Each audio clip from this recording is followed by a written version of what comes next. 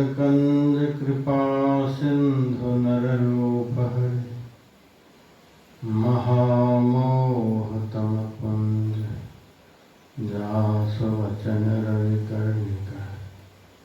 मेरा मुझ में कुछ नहीं, जो कुछ है सब तोर, तेरा तुझको सौंपते क्या लगेगा।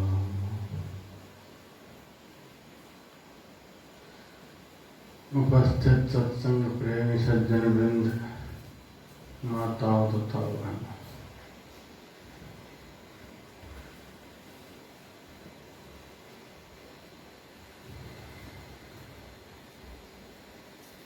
कल आप लोगों को सुनाया गया था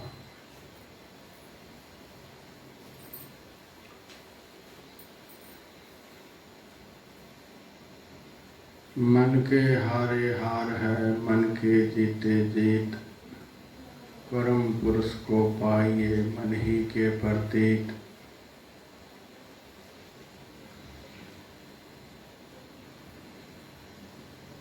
हमारा शत्रु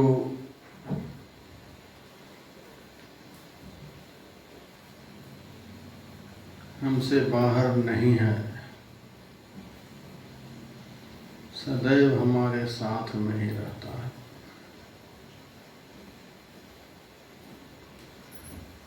और जिनके साथ में सदैव शत्रु रहे, हम कल्पना कर सकते हैं वह आदमी कभी सुखी रह सकता है? कभी भी नहीं।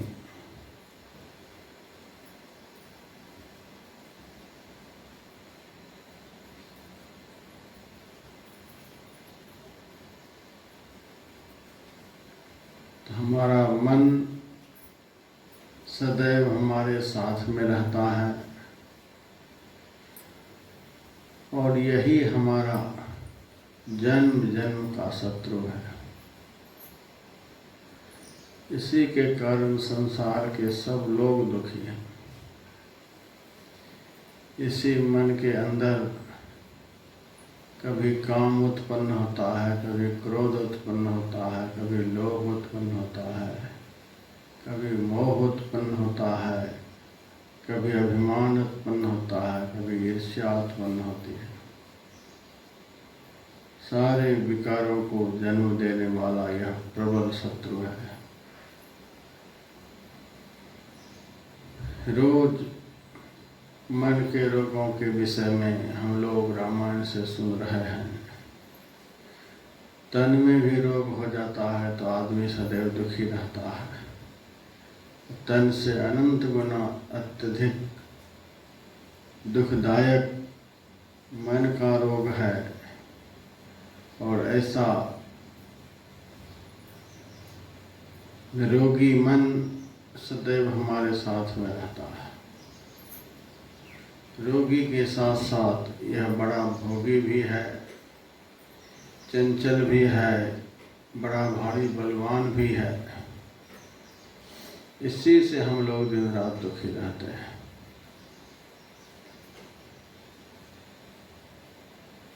हमारा बाहर में कहीं भी शत्रु नहीं है। इसी के कारण हमें सब शत्रु मालूम पड़ते हैं। इस शत्रुवत मन को बस में करने के लिए ही ध्यान योग का कार्यक्रम यहाँ रखा गया है। इस कार्यक्रम का एकमात्र यही लक्ष्य है कि किसी भी तरह से यह शत्रुवत मन हमारा स्थिर हो जाए, शांत हो जाए। हमारे गुरुदेव कहा करते थे, मन की चंचलता में दुख है और मन की स्थिरता में सुख है। जिसका मन जितना चंचल होता है वह उतना ही अधिक दुखी होता है और जिसका मन जितना स्थिर होता है वह उतना ही अधिक सुखी होता है। संसार के लोगों का मन सदैव चंचल रहता है, इसीलिए संसार के लोग सदैव दुखी रहते हैं। संत ने प्रयास किया है, साधना की है, सदुपाय किया है, जिसके फलस्वरूप उनका मन शांत स्थिर है। इसीलिए नहीं कुछ रहने पर भी पेड़ के नीचे संत शांति से जीते हैं। इस मन को स्थिर करने का प्रयास करना चाहिए। सब लोग इसी मन के कारण दुखी हैं। मन एव मनुष्यानां कारणम बंध मोक्षयोः। हमारा मन ही हमारे बंधन का कारण है और हमारे मोक्ष का कारण है। चंचल और चलायमान मन बंधन प्रदान करने वाला होता है, बंधन में डालने वाला होता है, और स्थिर मन मुक्ति को देने वाला है, अखंड सुख को प्रदान कराने वाला है। जैसे सर्प के मुंह में विष होता है, वह सर्प को दुखी नहीं करता है, वह जिसको डसता है उसको दुखी करता है। उसी तरह से मन के अंदर जो काम क्रोधादि विकार रूपी रोग है, उन रोगों से जड़ मन दुखी नहीं होता है।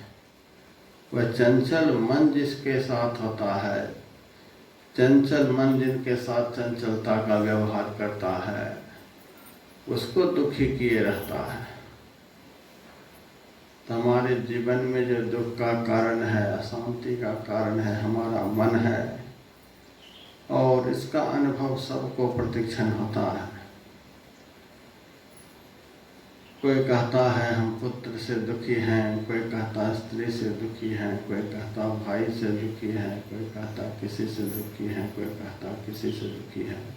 कोई किसी से दुखी नहीं है। एकमात्र हमारा मन ही हमको दुख देता है। यह मन यदि स्थिर हो जाए तो सारा दुख समाप्त हो जाए। कल आप लोगों को सुनाया गया था, संत ने बस जीवन में एक ही काम किया, संत सुखी मन जीती हो। मन को वश में करने का प्रयास किया, मन को शांत करने का प्रयास किया, मन को स्थिर करने का प्रयास किया, और वे सुखी हो गए।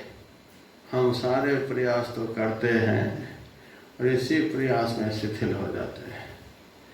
हम सारे कामों में लगे रहते हैं, लेकिन जिस काम से मन की स्थिरता प्राप्त होती है, उसी काम में ढीले पड़ जाते हैं। हम दुनिया के धंधों में दिन रात लगे रहते हैं, लेकिन जिस धंधा से सब धंधा समाप्त हो जाएगा और सच्ची शांति की प्राप्ति हो जाएगी, उस धंधा में हम नहीं लग सकते हैं। तो वही धंधा यहाँ चल रहा है। ईश्वर का भजन, ईश्वर का ध्यान, यह सबसे उत्कृष्ट कर्म है। यही मानव जीवन का सबसे महत्वपूर्ण काम है। इस काम को जो पूर्णतः कर लेता है, जागृत में कौन कहे, स्वप्न में भी दुख का दर्शन नहीं होता है। इसमें जो समय लगा रहे हैं, वे अपने समय का सदुपयोग कर रहे हैं।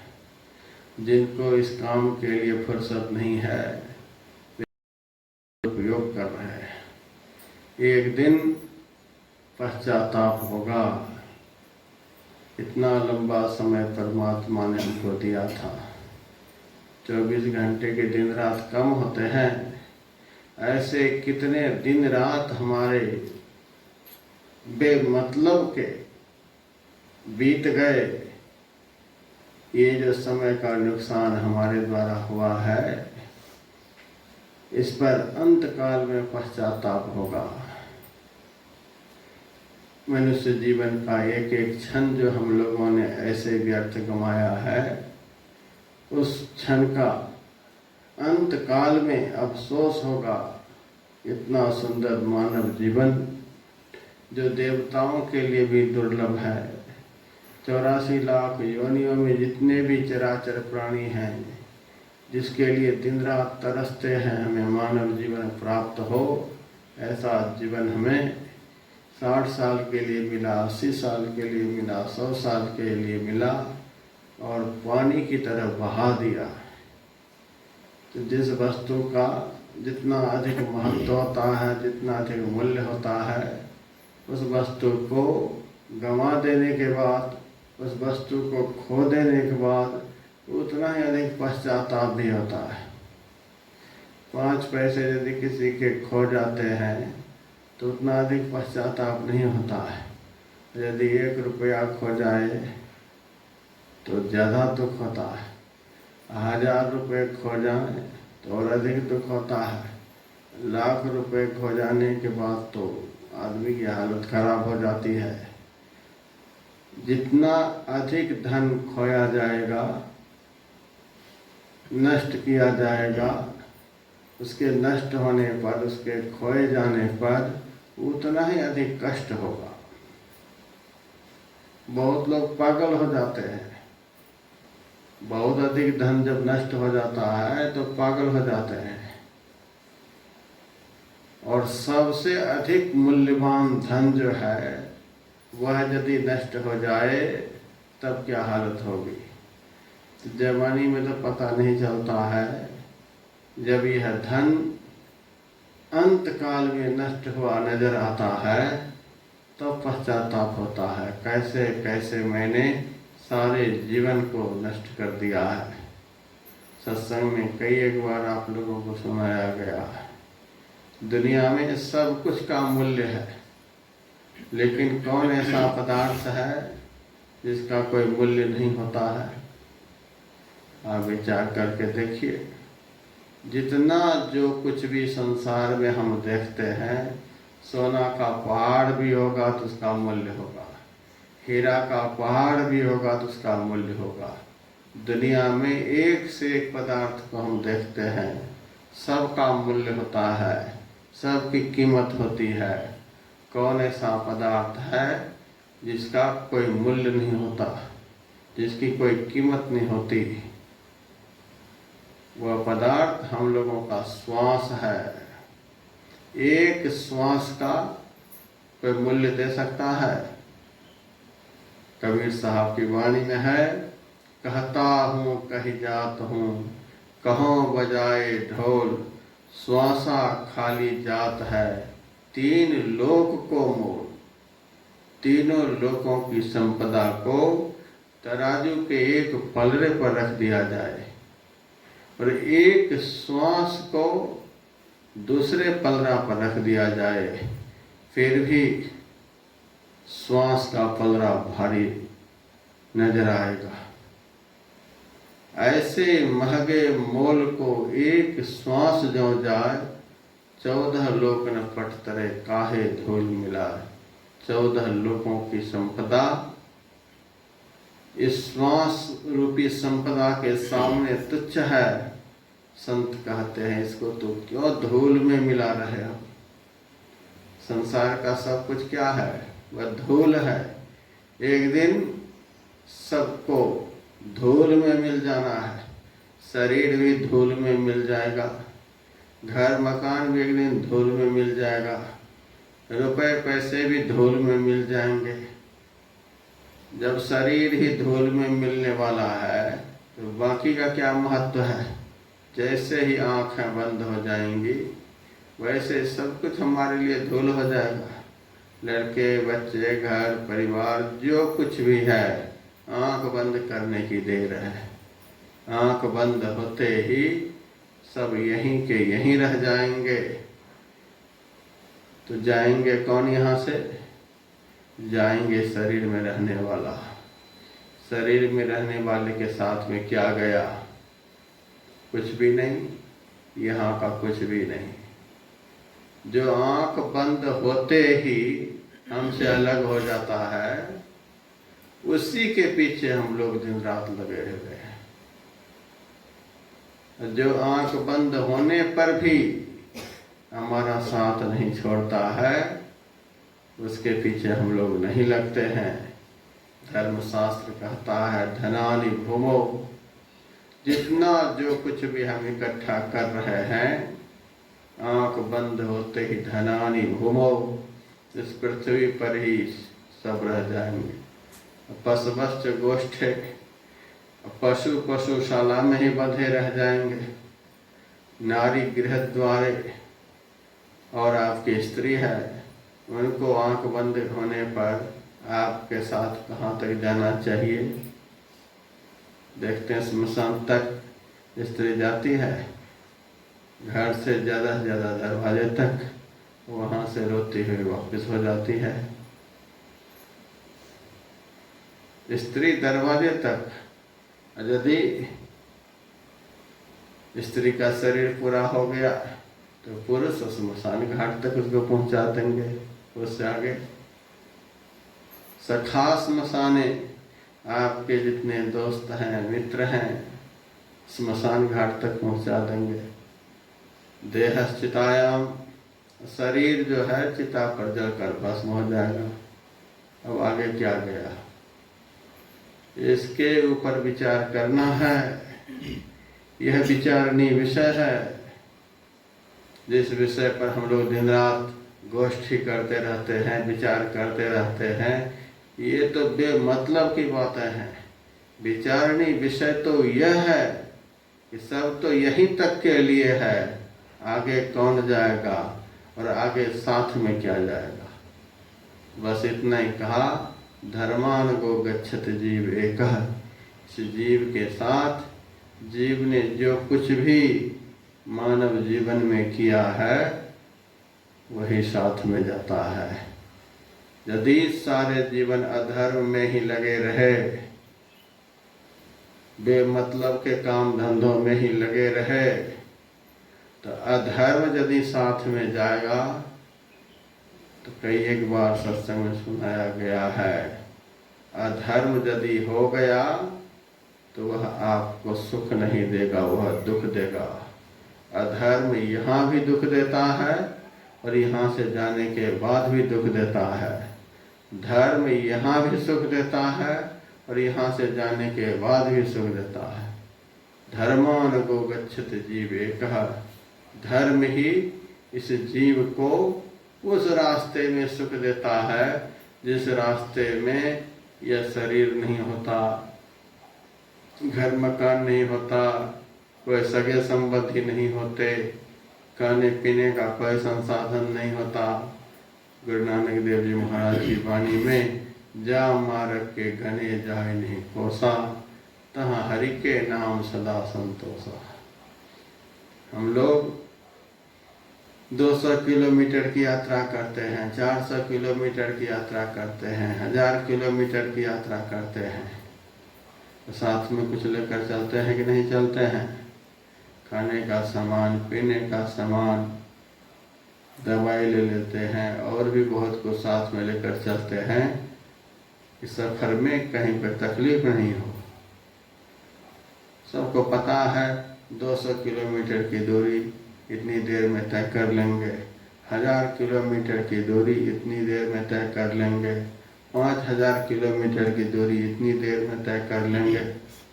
फ्लाइट से यदि आप लोग चलेंगे तो फ्लाइट के अंदर बतला दिया जाता है यहाँ से यहाँ तक की दूरी इतनी देर में तय की जाएगी। और यदि ट्रेन से आप सफ़र करेंगे तो टिकट पर लिखा हुआ होता है जहाँ से चले हैं जहाँ जाएंगे इतनी देर में यह ट्रेन वहाँ तक पहुँचाएगी।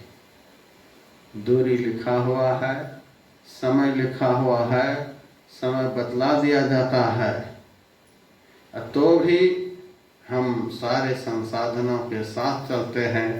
इस सफ़र में कोई कष्ट नहीं। लेकिन एक दिन ऐसा भी सफ़र होगा जिस सफ़र की दूरी का पता नहीं चलेगा। जब एक दिन संसार से हम लोग जाएंगे तो कितना लंबा रास्ता होगा कुछ पता है? किसी को कुछ भी पता नहीं। कितनी लंबी दूरी और कितना समय में वह दूरी हम तय करेंगे, इसका भी पता नहीं। और उस रास्ते में हमारे साथ में क्या होगा, इसका भी कुछ पता नहीं। इसीलिए संत कबीर साहब ने कहा, करो रे बंदे वादिन की तदवीर। तदवीर का अर्थ होता है उपाय। अरे मनुष्य, उस दिन का उपाय करो, उस दिन के विषय में सोचो, उस दिन के लिए चिंता करो, उस दिन के लिए फिक्र करो जिस दिन तुम्हारे साथ कुछ भी नहीं होंगे। रास्ता बहुत लंबा होगा, समय का कुछ पता नहीं होगा, और साथ में सुख का कोई साधन नहीं होगा। चिंतन का विषय यह है, सोचने के लायक विषय यह है, दुख का विषय यह है। इस विषय पर संसार के लोग सोचते नहीं। सत्संग में इसी विषय पर प्रकाश डाला जाता है। यही जो जीवन का मुख्य चिंतनीय विषय है, इस विषय पर बतलाया जाता है और उपाय बतलाया जाता है। गुरु नानक देव जी महाराज कहते हैं, जा मार्ग के गणे जाए नहीं कोसा। जिस रास्ते का कोस, किलोमीटर, समय का कुछ भी पता नहीं है, उस रास्ते में सुख का संसाधन क्या है? कहते हैं, तह हरि के नाम सदा संतोषा। दीक्षा के समय में जो मंत्र बतलाया गया है, वही भगवान का नाम है, वही साथ जाएगा। तो श्वास की कीमत नहीं, और भगवान का जो नाम है उसकी कीमत है, उसकी भी कोई कीमत नहीं। उस श्वास की कोई कीमत नहीं जिस श्वास में जिस नाम की कोई कीमत नहीं, उस नाम का स्मरण हो। उस श्वास की कोई कीमत नहीं जिस श्वास में भगवान के बेशकीमती अमूल्य नाम का स्मरण नहीं हो। वह श्वास किसी काम का नहीं, ऐसे खोरी में गंवा रहे हैं। ईश्वर के नाम की कोई कीमत नहीं। एक बार भी लिया जाए तो कोई कीमत नहीं। कीर्तिवास रामायण में मैंने पढ़ा कि गुरु वशिष्ठ जी के पुत्र का नाम वामदेव मुनि था। एक आदमी बीमार हो गया। उस आदमी ने जाकर वामदेव मुनि से प्रार्थना की, महाराज मैं बहुत दुखी हूँ, दया करो, कोई ऐसी औषधि बतलाओ जिससे हमारी बीमारी दूर हो जाए। वामदेव मुनि ने कहा, हम साधु महात्मा औषधि नहीं जानते हैं, जाओ 4 बार राम राम कर लो एकांत में बैठकर, इसी से तुम्हारी बीमारी खत्म हो जाएगी। संत के वचन पर उस रोगी को विश्वास था और उन्होंने एकांत में बैठकर 4 बार नाम का स्मरण किया और उनका रोग दूर हो गया। फिर आया वामदेव मुनि के पास, आपके आशीर्वाद से मैं निरोग हो गया। आशीर्वाद दिया, ठीक है जाओ। गुरु वशिष्ठ जी ने उस रोगी को बुलाया, सुनो तू कहाँ आया था? कहा, महाराज मैं बहुत दुखी था, मेरा शरीर रोगग्रस्त हो गया था, किसी भी उपाय से मेरा रोग नष्ट नहीं हो पा रहा था। मैं आपके सुपुत्र वामदेव जी महाराज के पास आया और उनसे अपनी व्यथा सुनाई। उन्होंने कहा, 4 बार भगवान का नाम एकांत में जाकर लो, तुम्हारा रोग नष्ट हो जाएगा। इनकी कृपा से हमारा रोग नष्ट हो गया। रोगी तो चला गया, लेकिन गुरु वशिष्ठ जी ने अपने पुत्र वामदेव जी को श्राप दे दिया, मूर्ख, तूने नाम की कीमत को नहीं समझा। 4 बार राम राम करने के लिए कह दिया।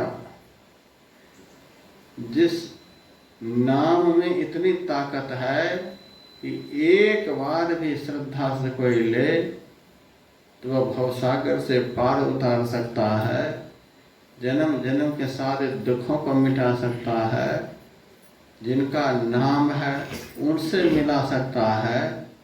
जिस नाम का इतना महत्व है, उस नाम को तूने एकमात्र शरीर के तुच्छ रोग मिटाने के लिए प्रयोग किया। जिस नाम में जन्म मरण के रोगों को मिटाने की ताकत है, मन के अंदर जो विकार रूपी असाध्य से असाध्य रोग भरे हुए हैं, उन रोगों को खत्म कर देने की ताकत है, उस नाम का इतना बड़ा दुरुपयोग तूने किया। एक शारीरिक रोग को मिटाने के लिए 4 बार राम राम करने के लिए कहा। एक बार कहता, 4 बार। तुमको भरोसा नहीं था, तुमको विश्वास नहीं था कि एक बार के नाम स्मरण से सब कुछ हो सकता है। तूने नाम का महत्व नहीं समझा, तूने जो नाम के मूल्य को नहीं समझा, इसीलिए मैं तुमको श्राप देता हूं कि तू मरकर चांडाल हो जा। अपने पुत्र को वशिष्ठ जी ने श्राप दे दिया और वामदेव जी महाराज मरकर चांडाल हो गए। श्राप मिलने पर गुरुदेव के चरणों में माथा नवाया, अब मेरा उद्धार कैसे होगा। कहा, अब तुम्हारा उद्धार इसी तरह से होगा कि जिनका नाम है उनके चरण का अमृत जब तू पी जाएगा तब तुम्हारा उद्धार हो जाएगा। तो वही वामदेव मुनि दूसरे जन्म में निषाद राज गुह हुए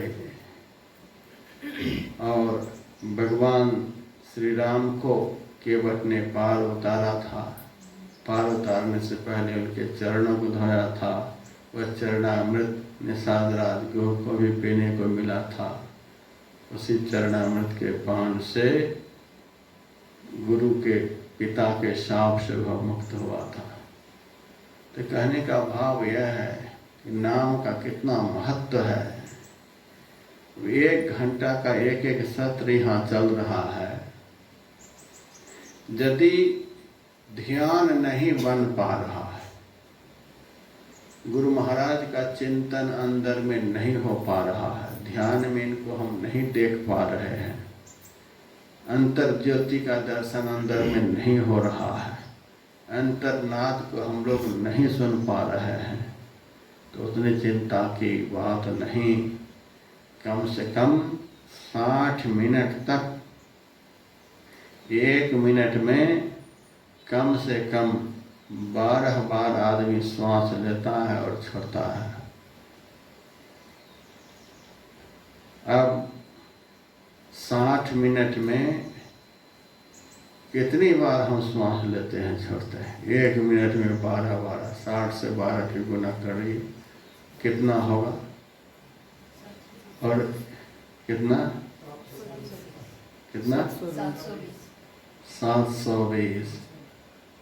720 बार सांस लिए।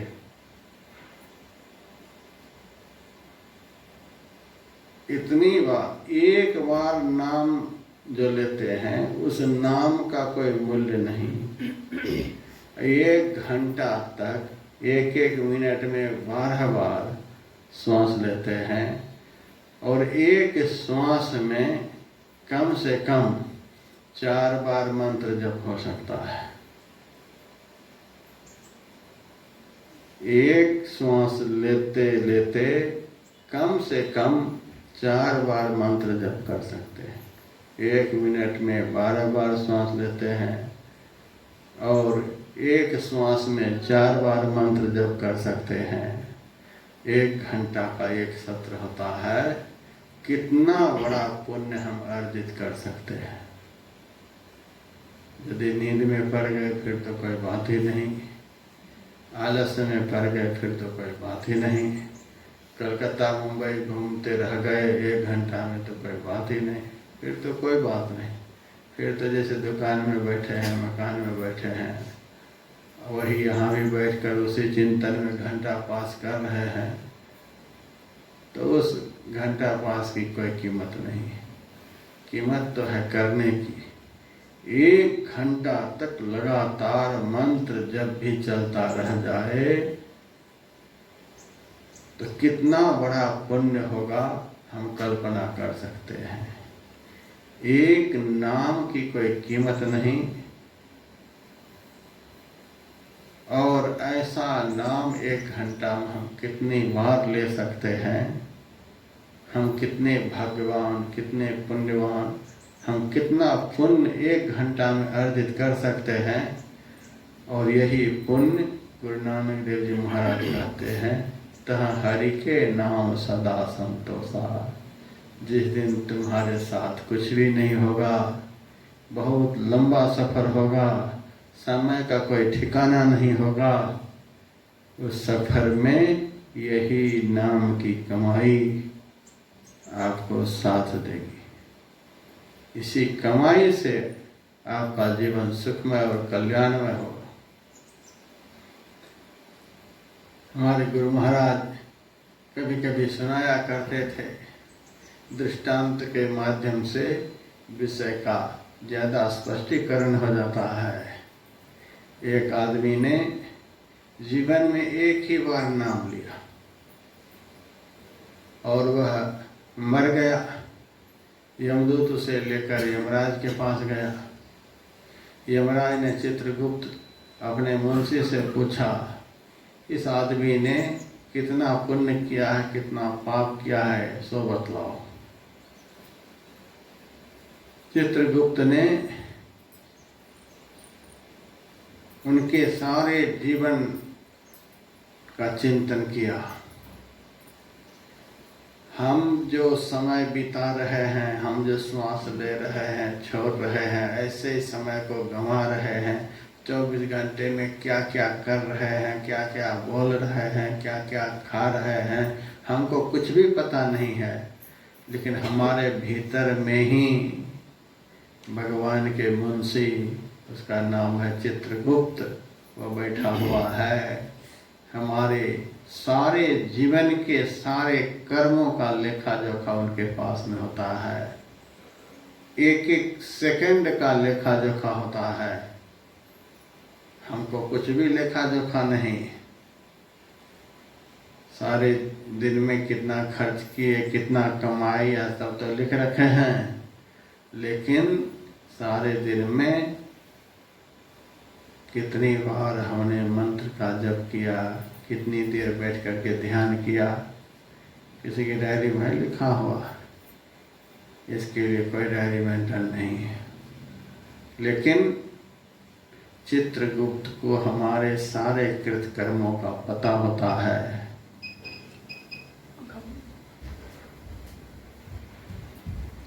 तो चित्रगुप्त ने यमराज को बतलाया कि इस आदमी ने जीवन में कभी कोई पुण्य नहीं किया, बस एक बार किसी संत के कहने पर भगवान का नाम लिया, तो बस एक ही बार लिया। हाँ। अब यमराज ने उस पापी आदमी से पूछा, देखो तूने जीवन में एक ही बार नाम लिया है, सारे जीवन अशुभ से अशुभ कर्म ही करता रहा है, तो देखो एक नाम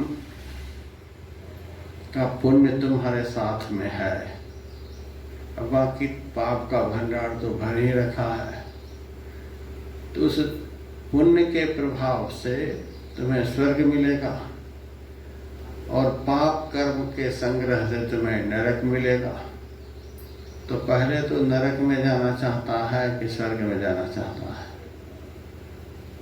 उस पापी आदमी ने कहा, महाराज हमें न नरक में जाना है न हमें स्वर्ग में जाना है। था बड़ा होशियार पापी, न नरक में जाना है न स्वर्ग में जाना है। यमराज ने कहा जाना तो पड़ेगा ही, तो हमें जाना ही नहीं। एक बार तो मैंने नाम लिया है। कहाँ एक बार नाम लिया है तो ठीक है, हमें कहीं जाना नहीं है, हमें कुछ करना नहीं है, बस एक बार जो मैंने भगवान का नाम लिया है उसकी कीमत दे दीजिए, हमें कीमत दे दीजिए।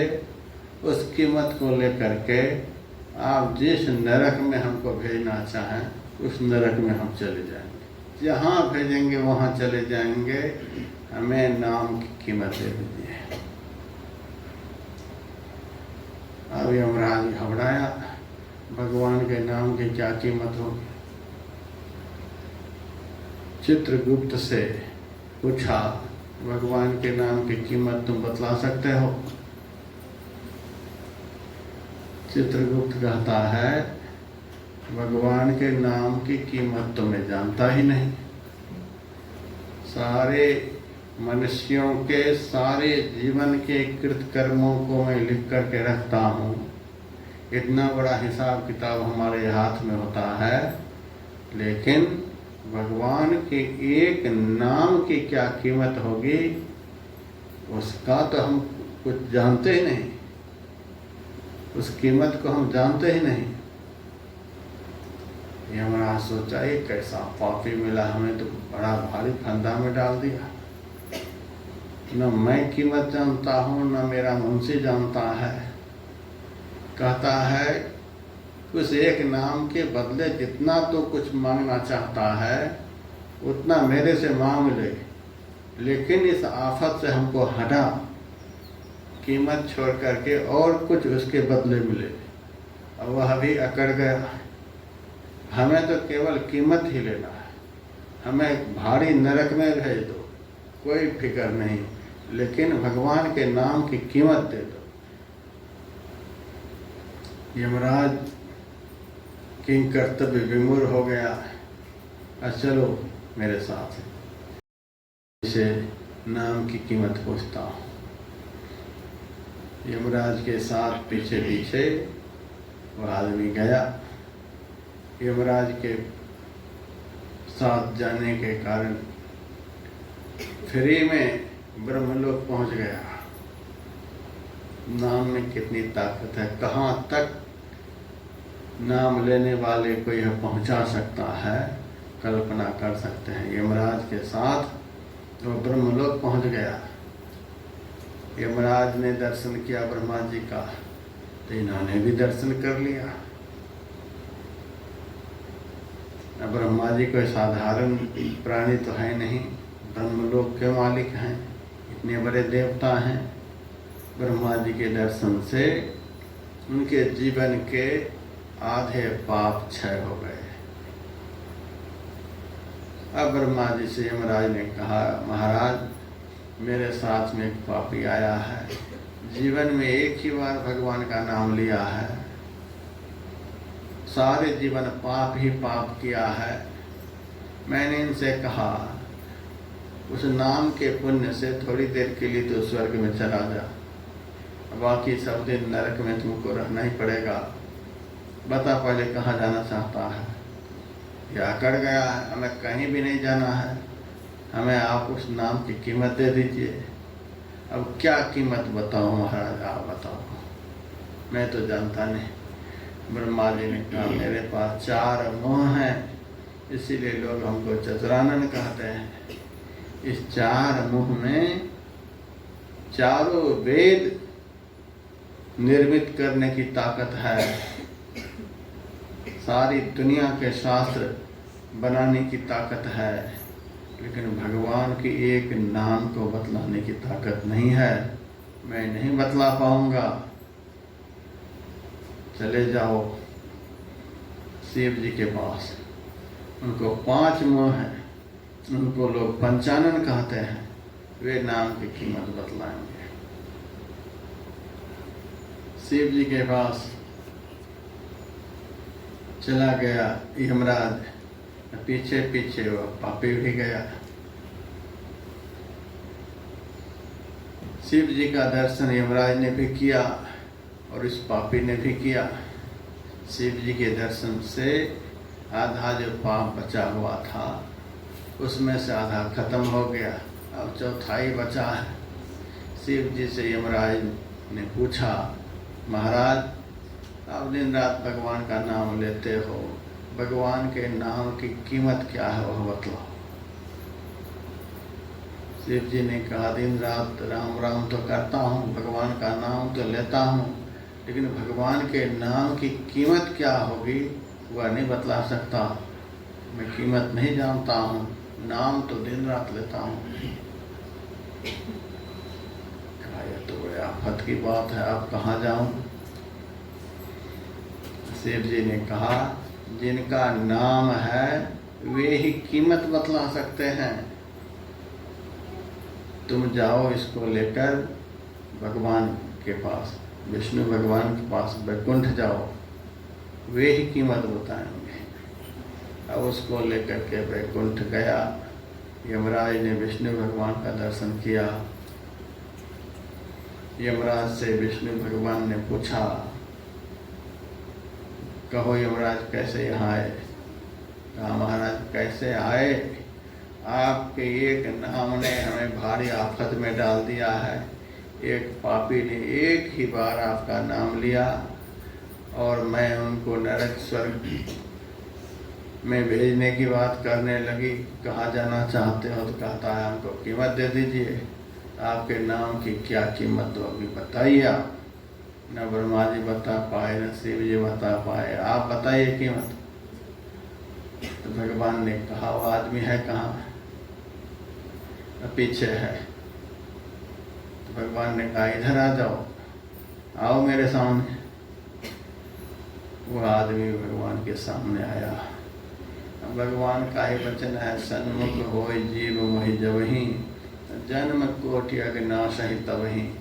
जीव जैसे ही भगवान के सम्मुख होता है, ईश्वर के सम्मुख होता है, वैसे ही उनके सारे पाप ताप संताप स्वाहा हो जाते हैं। जीव सदा सदा के लिए निर्मल हो जाता है। उनका सारा पाप नष्ट हो गया, क्षय हो गया। अब भगवान ने कहा कि सुनो, मेरे सामने आओ, आओ मेरे नजदीक। बिल्कुल नजदीक आ गया।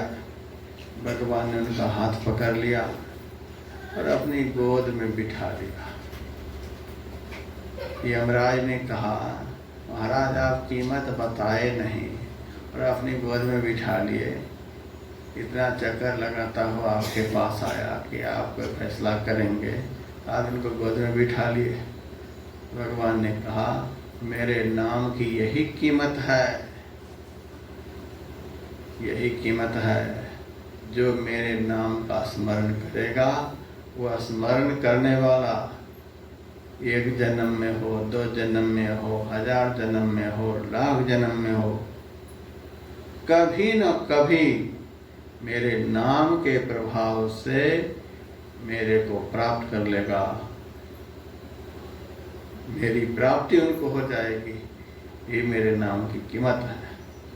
तो मेरे कहने का अभिप्राय, भगवान के एक नाम की कोई कीमत नहीं। तो नाम अमूल्य है, नाम अमोल, मंत्र अमोल, नाम 2 अक्षर, बिन रसना रट लागे रहे, कोई बिरला यही विधि नाम कहे। मंत्र अमोल। दीक्षा के समय में संत सदगुरु ने जो हमको मंत्र दिया है, उस मंत्र की कोई कीमत नहीं। मंत्र अमोल, अक्षर तो 2 ही है, मंत्र अमोल नाम दुई अक्षर, 2 अक्षर का जो है नाम है। गुरु नाम हो, राम नाम हो, कृष्ण नाम हो। गुरु के मुँह से जो नाम शिष्य को प्राप्त होता है वही ईश्वर का नाम कहलाता है, वही भगवान का नाम कहलाता है। इसका कोई मूल्य नहीं है।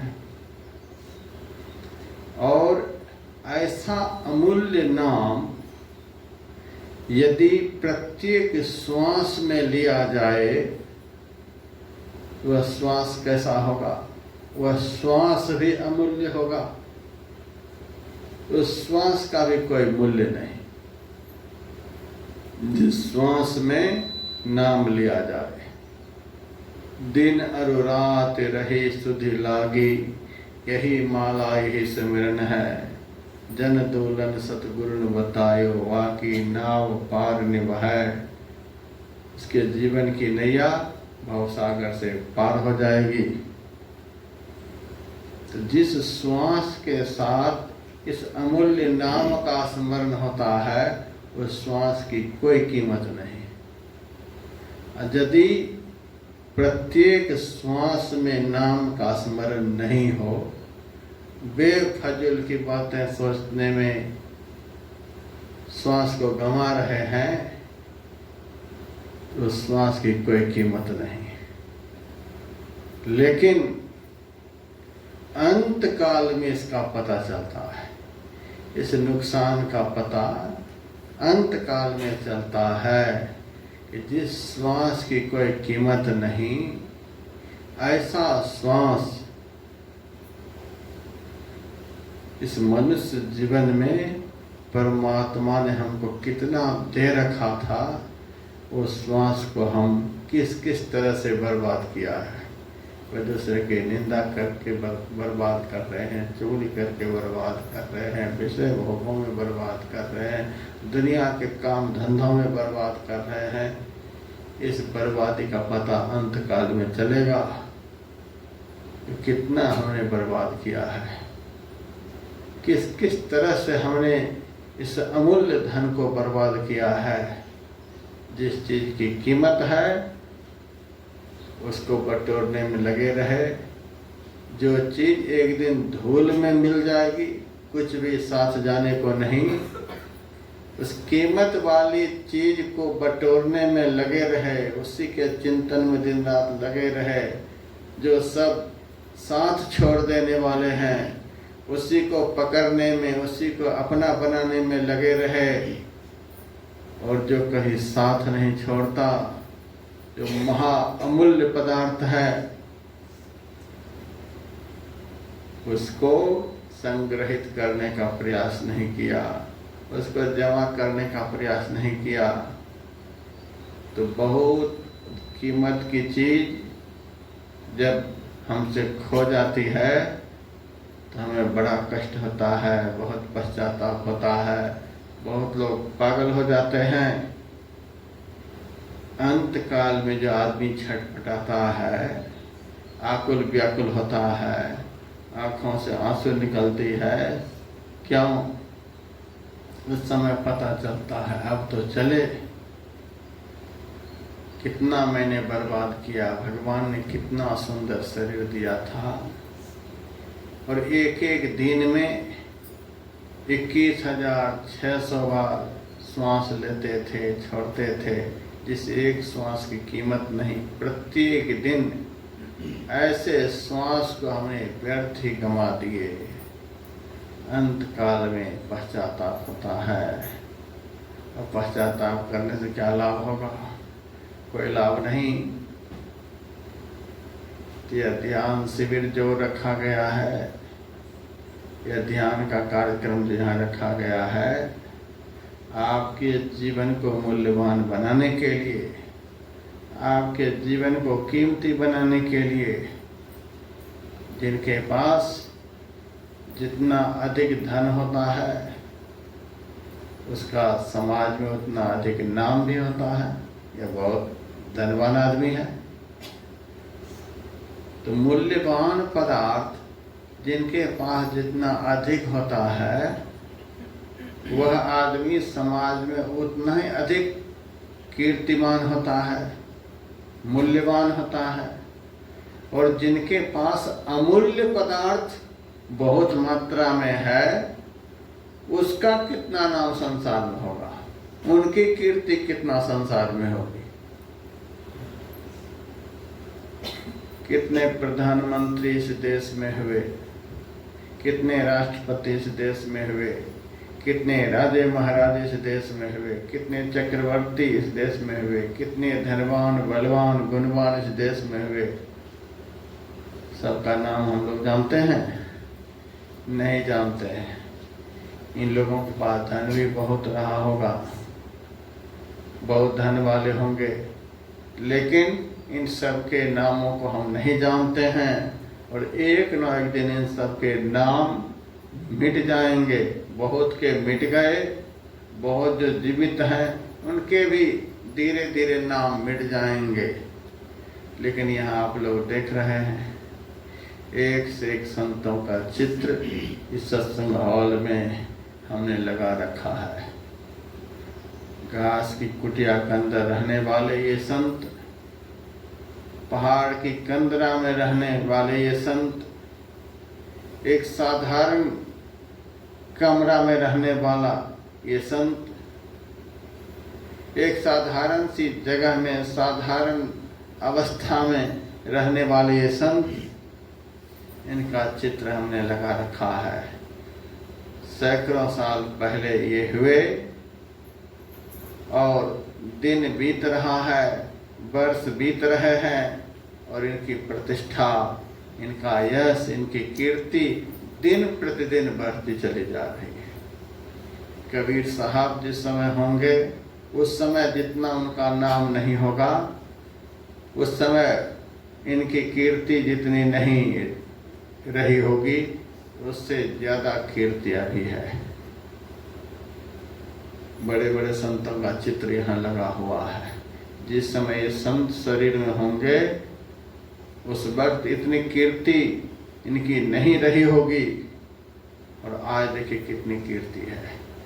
दिन बीत रहा है, वर्ष बीत रहे हैं और इनकी कीर्ति दुनिया में बढ़ती चली जा रही है, बढ़ती चली जा रही है। शरीर में नहीं है तो भी कीर्ति बढ़ रही है, नाम बढ़ रहा है, दुनिया के लोग इनको जान रहे हैं।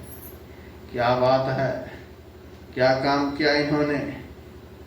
बस जीवन के मूल्य को इन्होंने समझा, इस देव दुर्लभ शरीर के मूल्य को इन्होंने समझा। इस शरीर के अंदर जो एक एक कीमती श्वास है, उस श्वास के मूल्य को समझा और उस एक एक श्वास को सार्थक बनाने का सारे जीवन इन्होंने प्रयास किया। भगवान की भक्ति का मूल्य इन्होंने समझा, भगवान के नाम का मूल्य इन्होंने समझा, भगवान के महत्व को इन्होंने समझा और समझ करके उस प्रयास में लग गए और प्रयास करके प्रयास में सफल हो गए। भजन एक प्रयास है।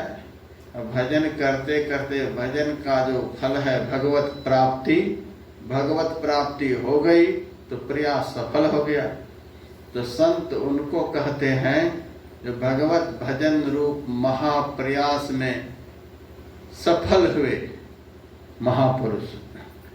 भगवत भक्ति के सबसे महत्तम प्रयास में सफल हुए महापुरुष वे संत कहलाते हैं। तो वे सफल हो गए। असफल होने का यह फल उनको मिला। उनका जीवन आनंदमय, कल्याणमय, सुखमय हो गया।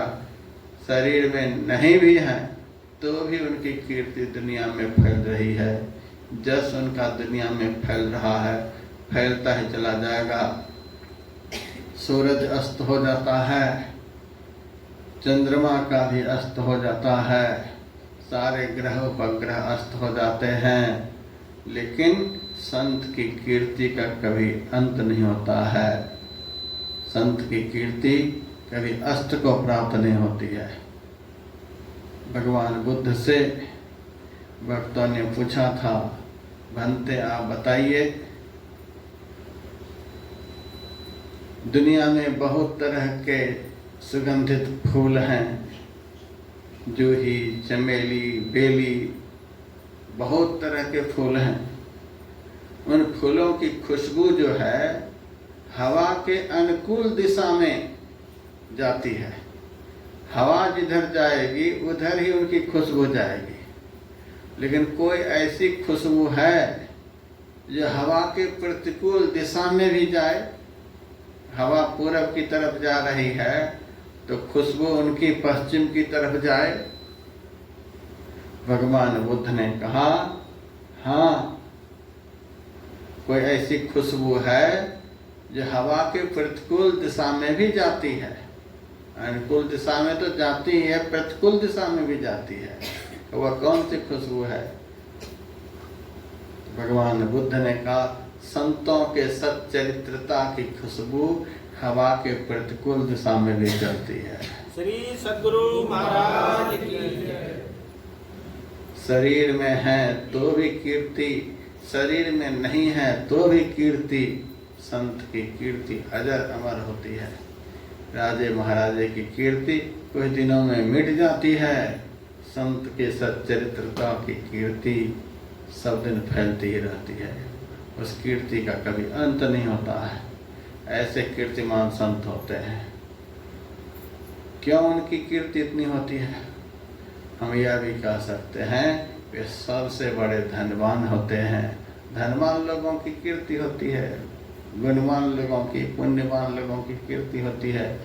सबसे अधिक धनवान संत होते हैं, सबसे अधिक बलवान संत होते हैं, सबसे अधिक गुणवान संत होते हैं। जितने भी सद्गुण संसार में हैं, शास्त्रों में लिखे हुए हैं, समग्र सद्गुणों की पराकाष्ठा जिनमें होती है उनको संत कहते हैं। इसीलिए संत से बढ़कर धनवान, पुण्यवान, गुणवान कोई भी संसार में नहीं। इसीलिए सबसे ज़्यादा कीर्ति संत की दुनिया में होती है, क्योंकि संत ने उस महत्व को समझा है। हम लोग नहीं समझ पाते हैं, इसीलिए हमारी कीर्ति धीरे धीरे खत्म होती हुई एक दिन पूर्ण रूप में खत्म हो जाएगी। हम भी खत्म होंगे, हमारी कीर्ति भी खत्म हो जाएगी, नामो निशान नहीं रह जाएगा।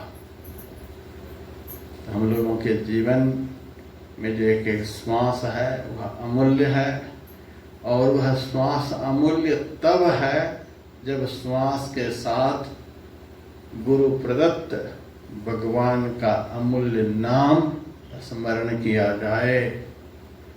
और इसी नाम के प्रभाव से जिस मन के विषय में मैंने शुरू किया था, यह मन बंधनदायक है, मुक्ति प्रदायक है, महादुखदायक है, महासुखदायक भी है, महान से महान विकार रूपी रोगों को उत्पन्न करने वाला है, सब रोगों को नष्ट करने वाला भी है।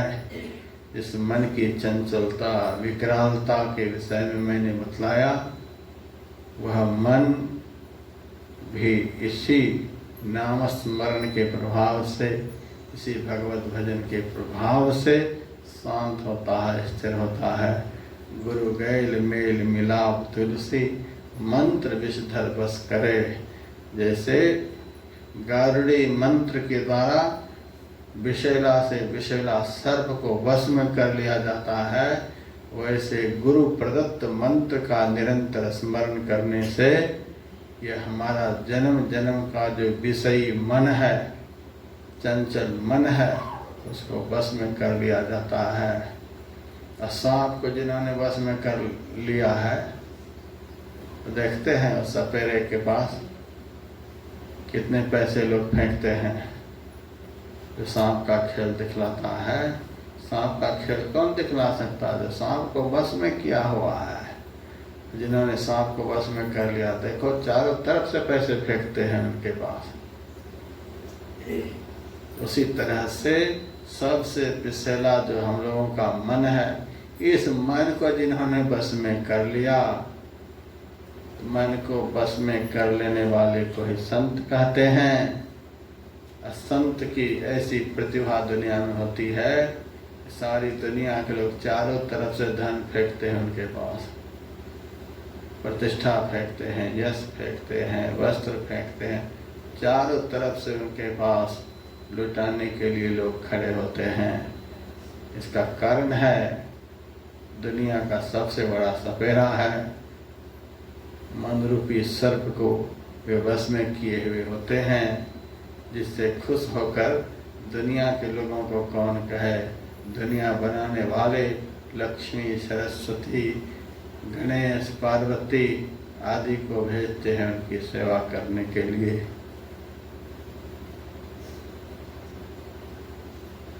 तो भगवत भजन का इतना बड़ा महत्व है, हमारा मन रूपी भयंकर सर्प बस में हो जाता है और हमारा जीवन कितना सुखमय, आनंदमय, कल्याणमय बन जाता है। वही कार्यक्रम यहाँ प्रतिदिन चल रहा है।